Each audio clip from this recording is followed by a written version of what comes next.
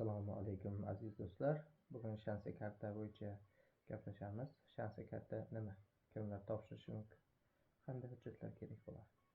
Birinchi o'rinda shaxsiy karta 2024-yil 1-iyundan kuchga kirdi. Bu 3-davlat fuqarolari topshirishi mumkin. Ball yig'ish sistemasi orqali baholanadi.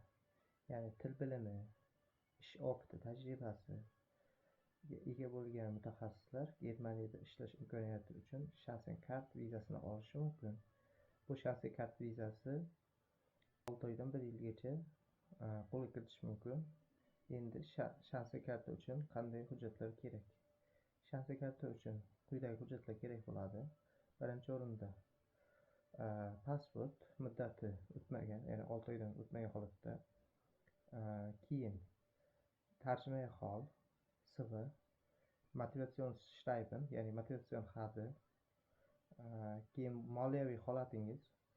Moliyaviy holatni 3 xil holatda izohlash mumkin. Bank счет 6 oyga ketishingiz kerak bo'lsa 6 oylik, 1 yilga ketishingiz bo'lsa 1 yillik, ya'ni hozirgi kunda 1091 yevro 2025-yil hisobi bo'yicha bo'lgan.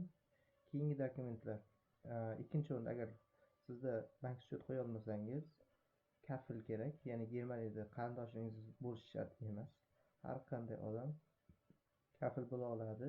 O'sha joyda ishlayotgan bo'lishi kerak, ya'ni student yoki shunga o'xshagan, masalan, FSB studentlar ausbilding qilayotganlarga to'g'ri kelmaydi. Ya'ni studentlarga ausbilding qilayotganlar sizga kafillik xatini tashlab bera olmaydi.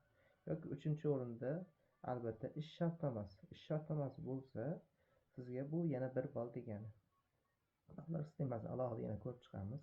Nemis tili sertifikat A1 dan yuqori, ya'ni A2, B1 va hokazo darajalarni nemis tilida olishingiz yoki agar sizda nemis tili bilimingiz bo'lmasa, ingliz tilidan B2 dan boshlab ketish imkoniyatiga ega bo'ladi. Qayerga va qanday qilib topshirish mumkin degan savolga, O'zbekistonda Toshkentda Germaniya elchixonasi mavjud. O'sha yerga borib hujjatlarni topshirishingiz mumkin. Endi savol, agar hozir onlayn sistema chiqdi-ku, ya'ni onlayn topshirsak bo'ladimi? Albatta bo'ladi. Bu digitale.diplo.d sayti orqali hujjatlaringizni, qaysi hujjatlar kerakli desa shularni biriktirasiz va o'sha joydan zapros, ya'ni ma'lumotlarni yuborasiz. Shunda sizga elchixona termin, ya'ni uchrashuv beradi va shu bilan siz tasdiqlab, bu hammasi email va o'sha sayt orqali hal bo'ladi. Keyin sertifikat va boshqa jarayonlar bo'yicha keyingi videolarimizda gaplashamiz.